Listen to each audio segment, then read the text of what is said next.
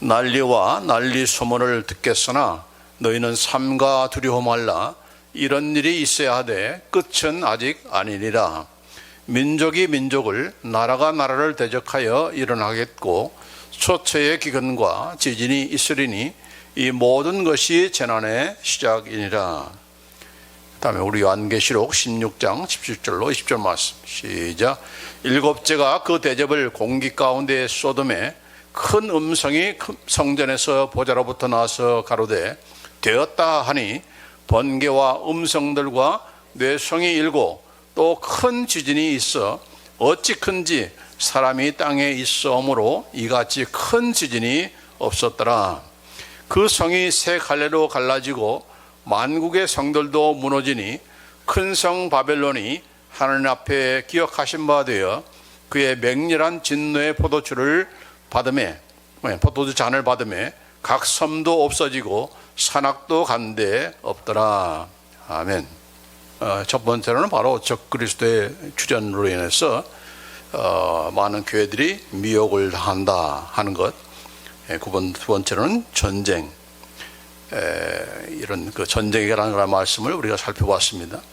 자, 오늘은 두 가지 더 보겠는데 기근과 지진입니다. 오늘 이 본문 말씀에 마태복음 24장 7절로 8절 말씀에 민족이 민족을, 나라가 나라를 대적하여 일어나겠고, 바로 전쟁에 대한 말씀이죠. 자, 초처에 기근과 지진이 있으리니, 초처에 기근과 지진이 있으리니 이 모든 것이 재난의 시작이니라. 초처에 여러 곳에 곳곳에 기근과 지진이 있을 것이다, 그렇게 말씀하고 있습니다. 먼저 지진에 대한 그런 말씀 우리가 함께 나누고자 합니다.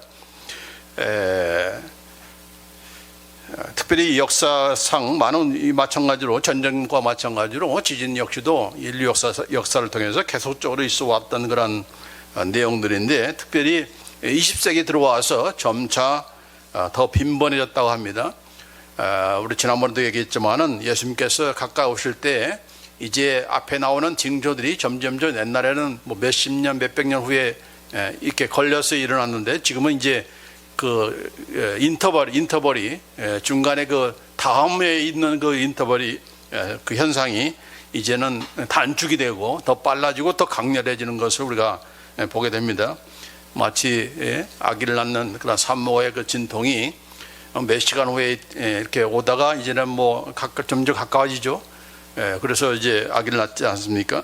이 마찬가지로 이 말세의 현상도, 예수님의 재림에 관한 현상 역시도 점점점 이제 템포가 빨라지고 또 강렬해지고 그런 현상들이 보게 되는 것인데, 20세기 들어서 2만 명 이상의 사망자를 낸 그런 지진이 20개나 된다고 합니다. 월드백과사전에 보니까 그렇게 나와 있어요. 그래서 그 가운데 특별히 옛날 것은 우리가 다 기억할 수 없고 여기 시간도 없고, 최근에 큰 지진을 보면은 2008년도 5월 달에 중국 스촨성에 약 10만 명이 지진으로 인해서 죽었다고 합니다. 또 2010년 1월 달에는 IT에서 지진으로 인해서 약 22만 명이 죽었다. 또 그 다음에 2011년도에는 2011년도 3월 달에 일본 도호쿠 지방에서 이때 그 규모는 일본 역사상 가장 그 규모가 그 리히터라고 하죠. 리히터 그 규모가 그 당시에 9.0이었다고 합니다. 그래서 이때 죽은 사람이 2만 명에 달하고, 역사상 가장 그 강렬했던 그 규모의 그런 지진이 언제 일어났는가? 1960년 5월 22일 날 칠레에서 발생을 했는데, 이때 그 규모가 9.5로 여태까지 기록, 역사상 가장 규모가 큰 그 지진이 바로 9.5인 이 칠레에서 발생한 그런 지진이라고 하는데, 다행히 지진이 이제 올 거다라고 하는 미리 예고를 해줬기 때문에, 더군다나 이제 그 지진이 일어났던 그 지역이 그 인구가 그렇게 밀접한 그런 곳이 아니기 때문에 다행히 사망자는 다른 그 규모에 비해서, 지진에 비해서 6,000명의 사망자가 났고, 그러나 이재민은 2밀리언 200만 명의 그런 이재민이 생겼다고 합니다. 그리고 역사상 가장 많은 사람이 죽었던 그러한 지진이 어디서 일어났는가? 2004년도에 12월 달에 인도네시아 수마트라섬 북쪽에 그 당시에 규모가 9.3, 굉장히 그래도 높죠. 9.3인데 자그마치 48만 명이 죽었다고 하는 것입니다. 이것이 바로 이제 지진에 대한, 그러니까 이제 2000년대에 들어와서 20세기에 들어와서 점점점 빨라지고 뭐 매해마다 일어나고 또 죽은 사람들이 이렇게 아주 뭐 몇십만 명씩 되는 그런 일이 있는 것을 보게 되는 것입니다. 자, 역사만 그런 것이 아니고 또 예수님께서 이 마태복음에만 그렇게 말씀하신 것이 아니고 항상 또 말세에 대한 그런 기록은 요한계시록에 나와 있잖아요. 그래서 요한계시록에도 보면은 요한계시록 세 가지의 그 재앙이 있지 않습니까? 인을 뗄 때, 그리고 나팔을 불 때, 그리고 또 대접을 엎을 때 이렇게 그 재앙이 일어나는데, 그 7째 인 가운데 6째 인을 뗐을 때 일어난 사건입니다. 자, 요한계시록 6장 12절 말씀해 보니까 내가 보니 6째 인을 떼실 때 큰 지진이 나며 해가 총담같이 검어지고 온 달이 피같이 되며 있습니다. 그래서 7개 가운데 6번째 인을 떼니까, 그 씨를 떼니까 큰 지진이 The Great Earthquake, there was the Great Earthquake, 큰 지진이 났다, 그렇게 말씀하고 있습니다. 자, 그 다음에 나팔재앙에도 보면은 여기도 여섯 번째 일어난 그런 사건인데, 요한계시록 11장 13절에 그 시에 큰 지진이 나서 성 10분의 1이 무너지고 지진에 죽은 사람이 7천이나 그 남은 자들이 두려워하여 영광을 하늘의 하나님께 돌리더라.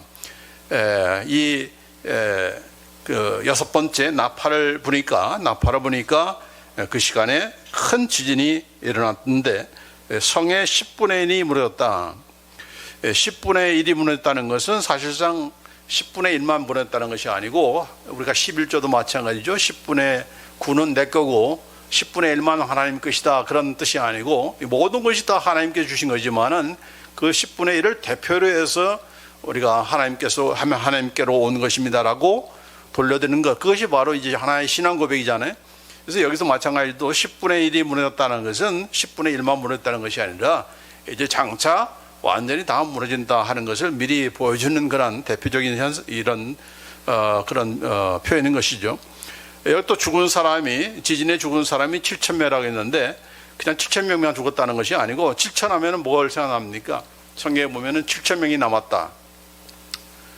뭘 생각나죠? 엘리야가 바알과 아세라 신을 섬겼던 거짓 선지자들, 그들은 자그마치 850명인데 이 갈멜산에서 얼마나 혼자 애쓰면서 이렇게 싸웠습니까? 850명과 대항해서 결국은 하나님께서 하늘에서 불이 내려가지고 이 엘리야가 정말 진짜 바른 그런 선지자라는 그런 것을 입증해냈고, 또 하나님은 살아계신다는 것을 입증해내지 않았습니까?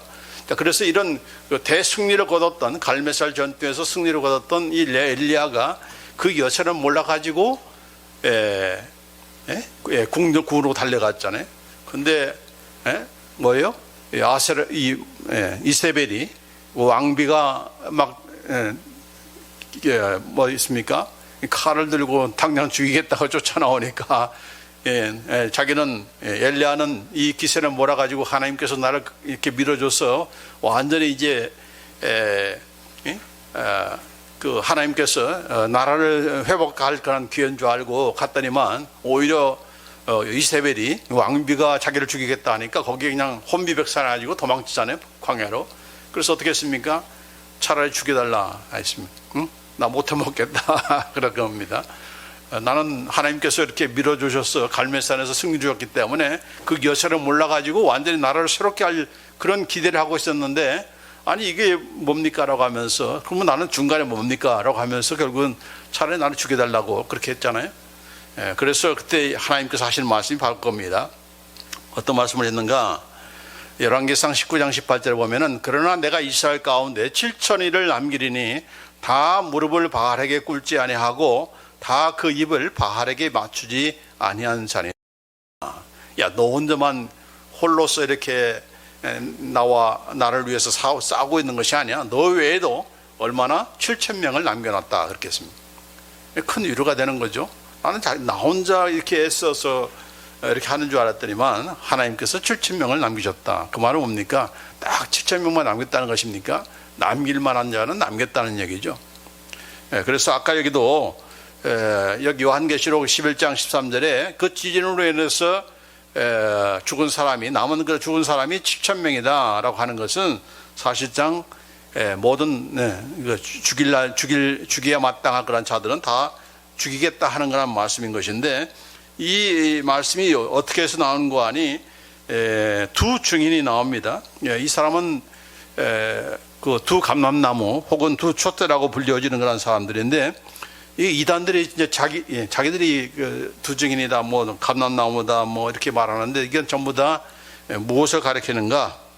바로 예수를 위해서 증인의 역할을 하는 그 역할을 하는 바로 교회와 성도들을 가리킵니다. 여러분, 어떤 것에 대해서 증인 쓰려면은 몇 사람이 있어야 됩니까? 최소한도로 2명이 있어야 되는 것이죠. 그래서 이 두 증인이라고 한 거예요. 그러니까 정말 예수를 위해서 정말 그분의 복음을 위해서 바른 그 증인의 역할을 하는, 우리는 다 증인이잖아요. 예수 그리스도의 증인들, 증거하는 그런 사람들 아닙니까? 증거자가인데, 바로 이 두 증인이 결국은 7년 대환란, 특별히 마지막 그 후 3년 반 동안에 완전히 패배를 당해서 이렇게 적그리스도로 인해서 핍박을 당하고 죽임을 당하지 않습니까? 그런데 그 죽임 당하는 것으로 끝나는 것이 아니고, 이제 예수님께서 재림하실 때 너희가 부활해서 결국은 공중에 그 재림하시는 그런 예수님을 만나잖아요. 조우하잖아요. 그래서 그때 이제 그 땅에는 성도들이 다 들림받아서 올라가고 죽은 자들이 다 살아나서 예수님의 예수님을 위해서 증인 쓰다가 죽음 당한 그런 자들이 다 살아나서 이렇게 예수님의 재림을 맞이할 때에 땅에서 일어난 그 사건을 얘기하는 것입니다. 그래서 그 땅에 바벨론 성의 10분의 1이 무너지고 지진에 죽은 사람이 7,000인이 될 것이다 라고 하는 말씀인데, 이것은 결국 나중에는 다 멸망시키는 것이죠. 자, 그 얘기가 바로 이제 일곱째 대접재앙에서 그런 언급이 나옵니다. 그래서 여기 일곱 번째 7개의 대접재앙이 있는데, 그 마지막 일곱 번째 그 대접재앙이 무엇인가? 그 대접을 공기 가운데 소돔의 큰 음성이 성전에서 보좌로부터 나서 가로되 되었다. It is done. 이제 마지막 재앙이에요. 그래서 이제 끝났다. It is done. 이렇게 하면서 그때 무슨 일이 벌어집니까? 번개와 음성들과 뇌성이 일고 또 큰 지진이 있어. 어찌 큰지 사람이 땅에 있어오므로 이같이 큰 지진이 없었더라. 정말 뭐 몇십만 명이 죽은 그런 지진이 있었는데, 이런 지진과는 비교될 수 없는 그냥 큰 그 지진이 이렇게 일어날 것이다. 지진만이 아니고 번개와 음성과 뇌성이 있을 것이다. 이제 마지막 그 하나님의 재앙을 내려는 것이죠. 그래서 큰 성, 바로 바벨론 성, 바로 세상 왕국이 세 갈래로 갈라지고 만국의 성들도 무너지리니 큰 성 바벨론이 하나님 앞에 기억하신 바 되어. 왜 기록됩니까? 바로 믿는 자들을 핍박하고 죽이는 그런 자들이기 때문에, 장본이기 때문에 그에게 명렬한 진노의 포도주를 받으며 하나님의 그 명렬한 진노, 이제 심판을 당하는 것을 보게 되는 거죠. 그러니까 하나님께서 그냥 내버려 두는 것이 아닌 것입니다. 반드시 심판하신다. 그를 대적하고 그의 교회와 그의 성도들을 괴롭히고 핍박하고 이렇게 죽이고 하는 그런 모든 자들을 이렇게 하나님께서 반드시 맹렬한 진노로 이렇게 지진과 우박과 이런 것들을 통해서 뭐 어떻게 다 멸하신다고 그러죠? 나중에 보면은 완전히 불로서 하늘에서 불이 내려서 다 멸하신다라고 하는 것이 이제 마지막 심판 아닙니까? 세상의 종말인 것이죠. 그래서 각 섬도 없어지고 산악도 간 데 없더라, 그렇게 말씀하고 있는 것입니다. 자, 이래서 이런 그 지진에 대한 그런 말씀을 하시는 것이죠. 자, 그 다음에 기근에 대한 그런 말씀을 하시는데, 기근에 대해서 아까도 얘기했지만은 초처의 기근과 지진이 있을 것이다. 이 모든 것이 바로 재난의 시작이다. 무슨 재난입니까? 마지막 때의 그런 재난의 시작이다라고 하는 것이죠. 그래서 여기 기근도 마찬가지로 무슨 기근이라고 해서 꼭 농작물 자연재해로 인해 가지고 농작물을 재배하지 못한 것으로 말미암는 그런 기근만이 아니라 대부분의 기근은 어디서부터 오는 것입니까? 바로 전쟁. 전쟁과 분쟁이 일어나면은 결국은 죽고 죽이는 그런 가운데서 뭐 지금 우크라이나도 마찬가지잖아요. 먹지 못해서 또 심지어는 러시아군도 먹을 것이 없어가지고 그렇게 고생을 하잖아요. 자, 그런데 이런 그 전쟁과 분쟁이 반드시 있게 필연적으로 기근을 가져오고 기아를 가져오는데 참 그 비참한 그 역사가 있잖아요. 바로 나치 정권이 유대인들을 학살할 때, 그 기록 영화를 보면은 완전히 그 유대인들을 완전히 뼈만 남을 정도로 먹질 못해가지고 먹이질 않아가지고 완전히 뼈만 앙상한 상태에서 학살하는 그런 잔인한 모습을 우리가 보지 않습니까? 우리나라도 3년 동안의 6.25를 치르면서 많은 사람들이 이런 먹지 못해서 어려움을 당했잖아요. 뭐 저는 직접 전쟁 세대가 아니기 때문에 경험하지 못했지만은 우리 김 집사님 어떻게 겪었습니까? 그 당시에 없는 사람들은 뭐 풀뿌리 먹고 또 나무 뿌리 캐서 이렇게 나무 껍질로 연명했다는 그런 말을 우리가 듣잖아요. 그러나 어떻습니까? 지금은 너무 먹을 것이 많죠. 또 심지어는 살 안 찌기 위해서 안 먹고 그런 일이 있습니다. 그러니까 먹어야 될 때 먹지 못한 그 배고픔의 그런 고충을 아는 사람들이 그렇게 많지가 않죠. 특별히 어려운 환경이 있는 사람 외에는 정말 이렇게 참 풍요 가운데 우리가 살고 있는데, 그리고 또 어떻게 합니까? 이제는 완전히 그냥 버리는 것이 더 많을 정도로 뭐 음식점이든 뭐 유행상이 또 먹으면 이게 유행상 안 좋다 해서도 그냥 남은 즉시 그냥 다 버리잖아요.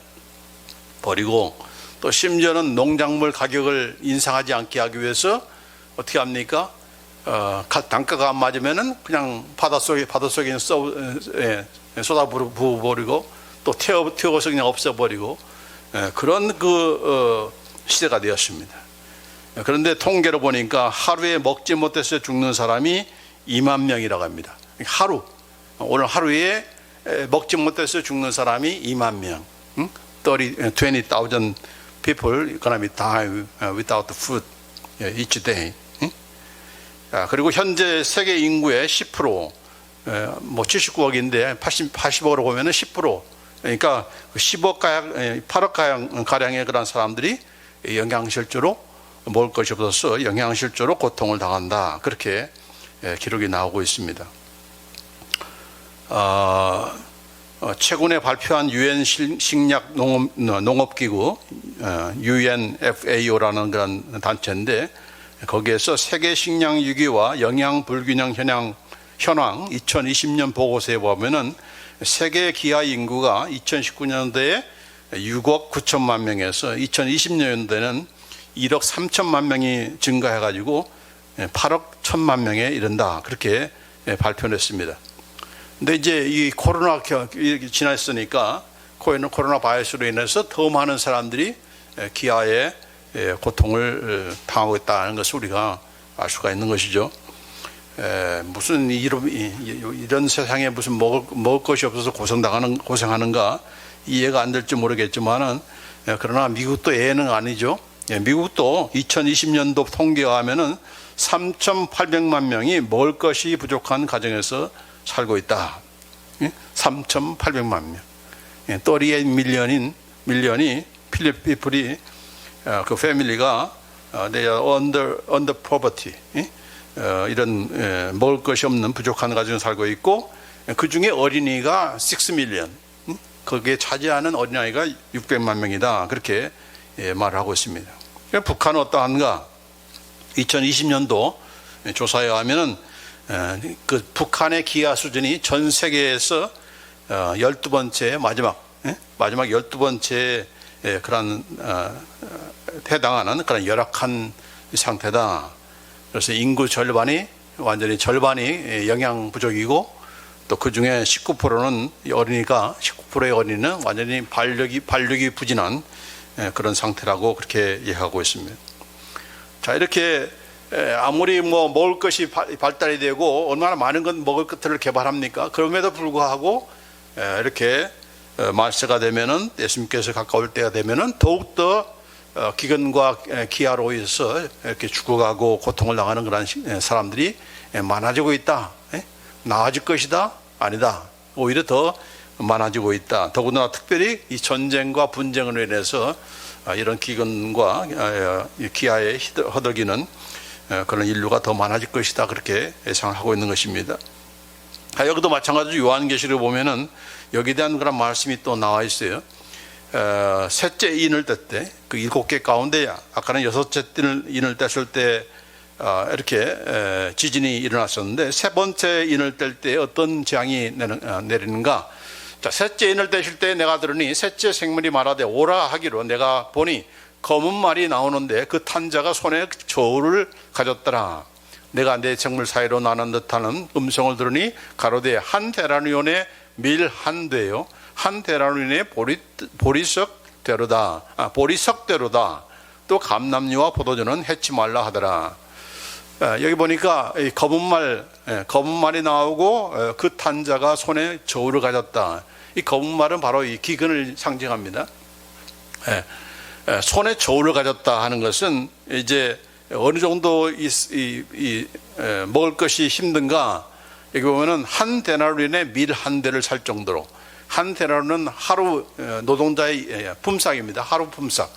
그러니까 하루 일해 가지고 기껏해서 산다는 것이 밀 한 대, 보리석대, 그 정도밖에 안 된다는 거예요. 그러니까 물가가 그만큼 올랐다는 얘기죠. 그러나 이제 마지막, 정말 마지막에 말세 가운데는 어떤 일이 벌어집니까? 바로 짐승이 나타나가지고 짐승의 표를 받지 않으면 사고 팔지를 못하게 하잖아요. 그러니까 먹을 걸 사야 되는데 사지 못하도록 또 팔지 못하도록 그렇게 제압을 하고 오직 짐승의 표를 가진 자만 그 표를 보고서 사고 파는 일이 있겠다 하는 것이 바로 요한계시록에 있는 말씀 아닙니까? 요한계시록 13장 16절 17절 말씀에 저가 모든 자 곧 작은 자나 큰 자나 부자나 빈궁한 자나 자유한 자나 종들로 그 오른손이나 이마에 표를 받게 하고, 그래서 이 짐승의 표는 그게 무슨 베리칩이든 어떤 간에 딱 정확하게 위치가 어디예요? 어디다 놓습니까? 오른손이나 이마입니다. 이건 무슨 영적인 의미가 아닌 거예요. 무슨 뭐 신령한 그게 아니고 실제적으로 오른손과 이마 외에는 다른 데에 놓을 수가 없다는 거예요. 과학적으로도. 그것이 가장 안전하고 그것이 가장 온도를 적정하게 유지하기 때문에 그곳에밖에 안 된다는 겁니다. 하나님이 이 몇천 년 전에 좀 쓴 그런 하나님의 말씀인데 이렇게 정확해요. 그러니까 베리칩인가 아닌가, 짐승의 표인가 아닌가 어떻게 알 수 있습니까? 손에 맞게 하는가, 오른손에 맞게 하는가, 이마에 놓게 하는가, 그건 베리칩인 거죠. 짐승의 표인 것이죠. 그건 맞으면 안 되는 거죠. 맞으면 어떻게 됩니까? 불못에 던져지는 거죠. 그냥 뭐 매매만 못하는 것이 아니고, 자, 누구든지 이 표를 가진 자 외에는 매매를 못하게 하는 이 표는 그 짐승의 이름이나 그 이름의 수다라고 그렇게 말을 하고 있습니다. 그래서 옛날에는 무슨 바코드를 얘기했는데 이 바코드가 아니고 실제로 어디에 표를 맞게 하는 것입니까? 정확하게 위치를 얘기했어요. 오른손과 이마입니다. 그러니까 여기에 나중에 이제 우리 자녀들이 이제 커가지고 무슨 회사 들어가는데 이거 심지 않으면 너 못 들어간다 이렇게 될 경우가 있잖아요. 뭐 지금도 그렇잖아요. 베리칩을 넣어서 그거 없는 사람은 이제 못 들어가게 되는 그런 일이, 이게 뭐 그냥 허황된 얘기가 아니고 실제적으로 일어날 일이라는 것을 보여주는 겁니다. 그래서 이 짐승이 어떤 일을 합니까? 짐승 앞에서 받은 바 이적을 행함으로 땅에 거하는 자들을 미혹하며 땅에 거하는 자들에게 이르기를 칼에 상하였다가 살아난 짐승을 위하여 우상을 만들라 하더라. 저가 권세를 받아 그 짐승의 우상에게 생기를 주어 그 짐승의 우상으로 말하게 하고 또 짐승의 우상에게 경배하지 않은 자는 몇이든지 다 죽이게 하더라. 그 바다에서 올라온 짐승하고 땅에서 올라온 짐승이라고 했죠. 땅에서 올라온 짐승은 거짓 선지자들이고 바다에서 올라온 짐승은 적그리스도. 자, 그런데 이 적그리스도가 바다에서 올라온 짐승이 죽은 줄 알았는데 살아났어요. 완전히 죽은 것이 아니고 죽었다가 그냥 죽을 찰나에 살아난 거예요. 근데 그거를 이 거짓 선지자가 완전히 죽었다가 살아났다, 그렇게 거짓말로 사람들을 미혹하는 겁니다. 마치 예수님처럼 죽었다가 살아났다 해가지고 결국은 이거를 통해서 이제 우상으로 섬기는, 그 짐승을 우상으로 만들고 우상으로 경배하게 하는 것입니다. 그래서 그 우상에 경배하지 않는 자, 짐승의 우상에게 경배하지 않는 자는 어떻게 됩니까? 전부 다 죽이게 하는 것입니다. 이게 이제 말세의 마지막 때에 이렇게 있어지게 되는 그런 일인 것이죠. 그러나 우리가 그것을 그것 때문에 이 죽음 때문에, 그리고 또 매매를 못하기 때문에 먹는 거, 입을 거, 심지어는 약 같은 것도 마찬가지로 이게 짐승의 표가 있어야 되는데라고 하면서 안 주면 어떻게 됩니까? 우리 어떻게 돼야 될까? 그때까지 우리 살아있다면 어떻게 될까요? 먹을 것도 안 주고, 약도 안 주고, 표가 없으니까. 그렇다고 표를 가질 수는 없고, 표를 가지면 어떻게 됩니까? 그냥 예수 믿는 자라 할지라도 어떻게 됩니까? 그런 사람들이 있어요. 예수 믿으면 된다. 예수 믿어도 짐승의 표를 어떻게 실수로 맞았을 때 하나님께서 그거 가지고 지옥 보내겠는가, 그렇게 생각하는 사람이 있는데, 그러나 성경에 분명하게 짐승의 표로 맞으면은 어떻게 됩니까? 불못에 던져지게 된다, 그렇게 분명하게 말씀하셨잖아요. 그러니까 하지 말라 하는 것은 하지 말아야 되는 것이지, 너 이 선악을 알게 하는 나무의 실과를 따먹으면 너 죽어, 죽는다라고 했는데 불구하고 그냥 과실인데 그냥 하나 따먹으면 그거 다른 거 가지고 째째하게 하나님 그러십니까? 그렇게 말할 수 없는 거잖아요. 그러니까 이건 농이 아니고 우리가 분명하게 진지하게 얘기해야 되는 것인데, 자, 그래서 어떻게 사람들이, 모든 사람들이 다 짐승의 표를 갖는 것이 아니고 하나님을 믿는 사람들은, 예수 믿는 사람들은 짐승의 표를 받지 않을 거 아닙니까? 그렇죠? 그럼 믿지 않는 사람들이 단합해 가지고 우리들끼리 서로 매매하고 그러면 되는 거 아닌가? 그것도 하나의 좋은 그런 굿 아이디어죠. 그렇죠? 그러니까 다 짐승의 표 받는 것이 아니니까 믿는 사람들끼리 미리 단합을 해가지고 필요한 것 서로 공급해주고 서로 쉐어하고, 그러면은 우리가 잘 이 환란을 통해서 환란을 우리가 이겨나갈 수 있을 것이 아닌가? 그게 무슨 몇십 년이 아니고 3년 반 동안이니까. 액츄얼이 3년 반인지 그건 잘 모르겠지만, 그러나 그럴 가능성이 많아요. 왜냐하면 역사를 보면은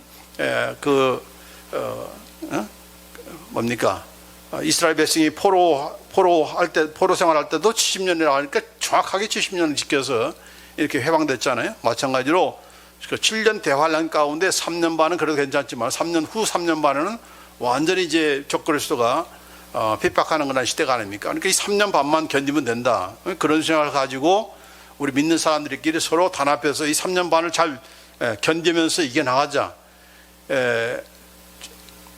어떤 사람들은 그 환란 오기 전에 다 휴거한다고 하는데, 그랬으면 얼마나 좋습니까? 그러나 그럴 가능성은 저는 없는 것 같아 봐요. 환란을 통과해서 신원 입은 사람들이 나온 것이지, 환란을 통과하지 않으면서 그렇게 쉽게 그냥 하나님께서 그렇게 하시겠습니까? 오히려 하나님의 위대하심은 그 환란을 통과하게 하신 것이 더 위대한 것이죠. 힘들 때 그냥 싹 데리고 가면은, 그 얼마나 쉬운 방법이에요. 그러나 하나님께서 그렇게 할 것 같지는 않아요. 이스라엘 역사를 보면 마찬가지고. 자, 그러나 그런 가운데서 그러면은 이렇게 사고 팔 수 없으니까 빨리 뒷뜰에다가 사과 심고 채소 심고 해야 되겠네.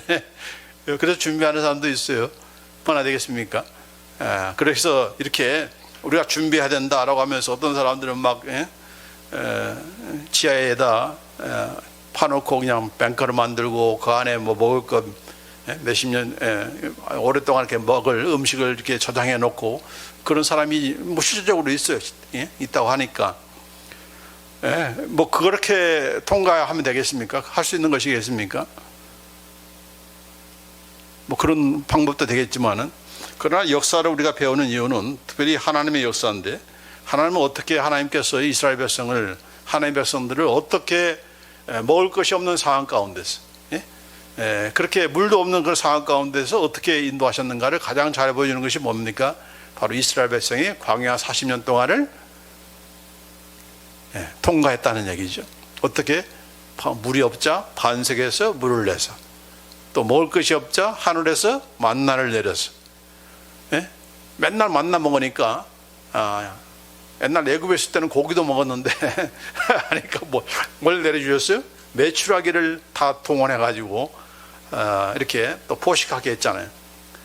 그런데 참 재밌는 것은 참 못될 우리 인간성은 뭡니까? 주니까 씹으면서 하나님을 불평하는 그런,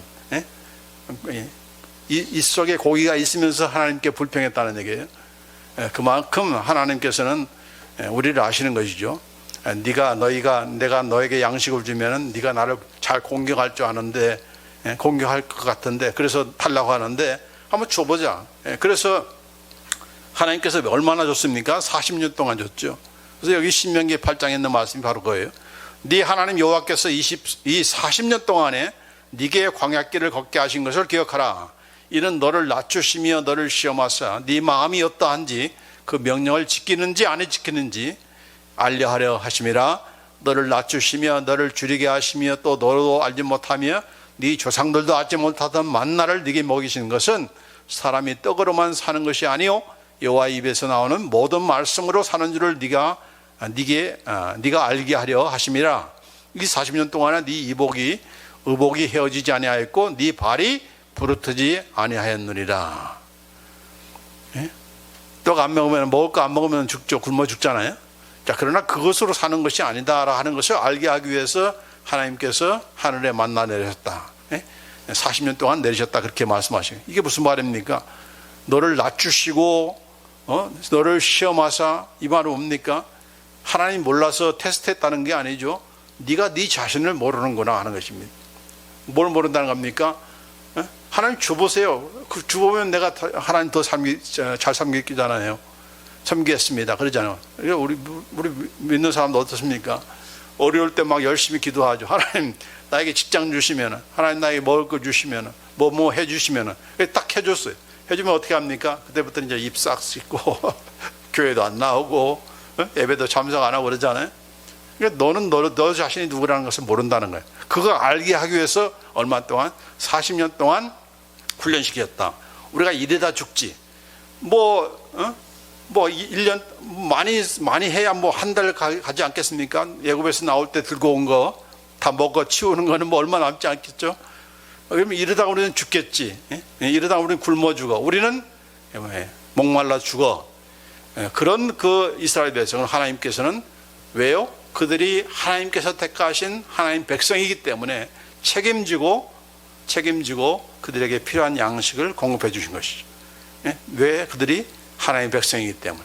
마찬가지죠. 우리의 피로 사신 교회고 하나님 백성들인데, 바로 예수 그리스도의 그런 신부가 될 사람들인데, 하나님께서 어떤 역경 가운데서, 어떤 환경 가운데서, 어떤 적그리스도가 또 짐승이 나타나서 위협하고 핍박하고 심지어 죽인다 할지라도 하나님께서 그 가운데서 우리를 지켜 보호하시지 아니하겠느냐. 그걸 알라고 미리 이스라엘 역사 가운데서 보여주신 것이죠. 그 증거가 어디 있는가? 고린도전서 10장 11절 말씀에 이렇게 말씀하십니다. 같이 읽습니다. 시작. 저에게 당한 이런 일이 거울이 되고 또한 말세를 당한 우리의 경계로 기록하였느니라. 이 앞에 있는 그 반석에서 나오는 물이라든지 이런 것들 다 이제 얘기하면서 하신 말씀이에요. 저에게 당한 이런 일, 바로 이스라엘 백성이 광야 40년 동안에 겪었던 그런 일들은 우리를 위한 그런 경계다. 우리를 위한 거울이다. 거울을 보면 우리가 누군가를 알 수 있잖아요. 그래서 그 구약 성경을 봤을 때, 구약 이스라엘 백성의 그 40년 동안의 생활을 봤을 때 우리가 누군가를 알게 되고 또 하나님은 어떤 분이신가를 알게 될 수 있는 좋은 거울이 아니냐. 이 말은 뭡니까?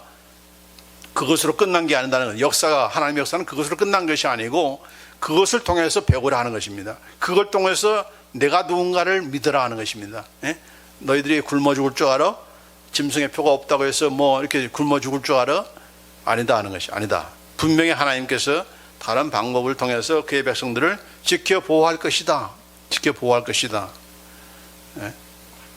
그래서 요한계시록 보면은 하나님께서 1261일간, 그래서 3년 반인데 광야로 다 공수해가지고 그 안에서 하나님의 백성들을 양육시키잖아요. 그런 것도 말씀하시는 거예요. 그러니까 이 광야 이스라엘 백성의 역사, 특별히 이런 그 출애굽의 역사는 단순히 그 몇천 전에 일어난 그 역사로 끝난 것이 아니고 장차 보여주는 역사에 대한 그런 반영인 것입니다. 그거에 대한 샘플이에요. 그래서 그걸 우리 잘 보면은 하나님께서 이런 상황에 있을 때 어떻게 인도할 것인가를 잘 보여주는 그런 경계가 되는 것입니다. 그래서 우리가 나중에 이제 짐승의 표 없으니까 이제 나는 이제 먹지도 못하고 뭐 이제 완전히 굶어 죽어야 되고 목말라 죽어야 되는 것인가, 그렇게 걱정하고 염려할 필요가 없다. 예수님께서도 말씀하셨잖아요. 뭐라고 말씀했습니까? 목숨을 위하여 무엇을 먹을까, 무엇을 마실까, 몸을 위하여 무엇을 입을까 염려하지 말라. 공중의 새도 이렇게 하나님께서 다 이렇게 참 그들이 뭐 창고에 모아놓고 사놓고 이렇게 새들이 그렇습니까? 아니잖아요. 하나님께서 다 기르신다. 근데 너희는 참새보다 더 귀하지 아니하냐? 응? 누가 그 염려함으로 그 길을 한 자나 더 할 수 있느냐? 너희가 어찌 의복을 위하여 염려하느냐? 들의 뼈가파가 어떻게 자라는가 생각하여 보라. 수고도 아니하고 길쌈도 아니하느니라. 그러나 내가 너희에게 말하노니 솔로몬의 모든 영광으로도 입은 것이 이 꽃 하나만 갖지 못하였느니라. 오늘 있다가 내일 아둥이에 던지우는 들풀도 하나님이 이렇게 입히시거든 가장 중요한 단어가 바로 하물며 너희를 까보냐. 그래서 뭐예요? 믿음이 적은 자들아. 믿기는 믿어. 근데 적은 믿음이라는 겁니다. 적은 믿음. 그러므로 염려하기 이르기를 무엇을 먹을까, 무엇을 마실까, 무엇을 입을까 하지 말라. 이는 다 이방인들이 구하는 것이라. 너희 천부께서 이 모든 것이 너에게 있어야 할 줄을 아느니라. 하나님께서 그 상황 되면은 너희가 무엇이 필요한지를 다 아신다 했습니다. 알기만 하시겠습니까? 안다는 거 뭡니까? 하나님께서 공급해 주신다는 것이죠. 이스라엘 백성이 광야 40년 동안에 공급한 것처럼 반석에서 물이 나게 하시고 하늘에서 만나와 메추라를 되게 하신 그런 하나님. 그러면 전부 다 예수 믿는 사람들은 다 이 구역으로 모이십시오. 그럴까요? 그러면 간단하게 쉽게 해결할 수는 있겠죠. 근데 지금 뭐 전 세계가 흩어졌으니까 어떻게 하나님께서 공급하실지, 그게 가능이나 할까? 그 하나님에 대한 의심이죠. 하나님이 어떻게 인도하실지는 우리가 알 수 없죠. 그분의 영역에 속한 것, 그분의 능력에 속한 것이니까. 그러나 어쨌든 간에 그런 강함이 온다 할지라도 너희는 그의 나라와 그의 의를 구하라. 짐승의 나라에 굴복하고 짐승의 표나받고 그렇게 따라가지 말라 하는 것입니다. 그러지 않을 때 하나님 나라와 그의 의를 먼저 구할 때 하나님께서 이 모든 것, 우리가 마실 것, 먹을 것, 입을 것 하나님께서 더해 주실 것이다. 그렇게 말씀하고 있는 것입니다. 그래서 오늘 이 지진과 기근에 대한 그런 말씀을 우리가 살펴봤는데, 이제 마지막 때에 대한 그런 말씀이니까 특별히 이런 짐승이 나타나서 이렇게 짐승의 표를 가지고 우리를 이렇게 유혹하고 또 우리를 핍박할 때 거기에 우리가 굴복하지 말고 하나님께서 반드시 그의 택하신 백성들을 지켜 보호하신다 하는 그런 믿음, 그런 확신을 우리가 가지고 살아야 되지.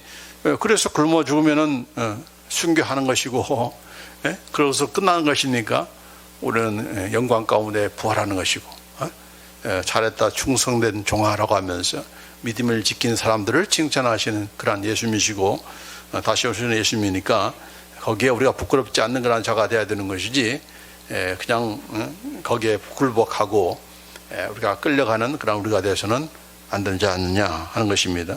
그래서 그런 상황이 된다 할지라도 먼저 믿는 자들이 깨어서 우리가 경성하고 또 준비하는 그런 가운데, 또 그런 가운데서 또 우리가 주위에 어려운 그런 사람들, 하루에도 2만 명이 없어서 먹을 것이 없어서 굶어 죽는다고 하는데 내가 나눠야 되겠지, 내가 그냥 음식 함부로 버리면 안 되겠지라고 하는 그런 생각이 들 정도인데, 어쨌든 간에 비즈니스를 위해서는 버려야 된다고 하니까 이게 참 우리의 갈등인 것이죠. 갈등이에요. 그러니까 이 믿지 않는 세상에 사는 그런 신자들이 우리가 고민을 해야 되고 갈등을 해야 돼. 이거 어떻게 해야 되는가? 이 버리면은 이게 얼마 먹지 못해서 죽는 사람을 보면은 너무나 이거 할 일이 아닌데라고 하는 생각이 들지 않습니까?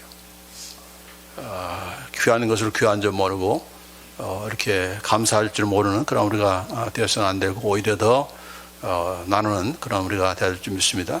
기도하십시다.